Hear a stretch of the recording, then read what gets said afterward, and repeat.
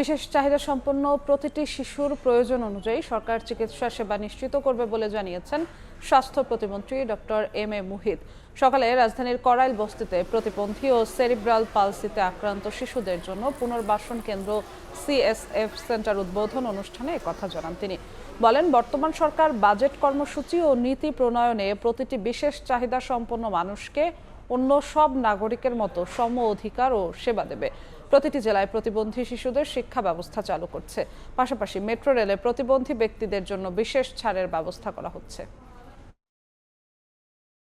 এই প্রতিবন্ধী শিশুদের আপনাদের যেমন করাইলে আমরা খুঁজে বের করে চিকিৎসার ব্যবস্থা করতেছি, সারা দেশের বিভিন্ন উপজেলায় সরকার কর্মসূচি নিয়েছে এবারের বাজেটে যে আমরা সেই ধরনের কর্মসূচি বাস্তবায়ন করব, যাতে এই শিশুগুলো গ্রামে গঞ্জে শহরে নগরে যেখানেই থাকুক তারা যেন আমাদের স্বাস্থ্যসেবাটা পায়।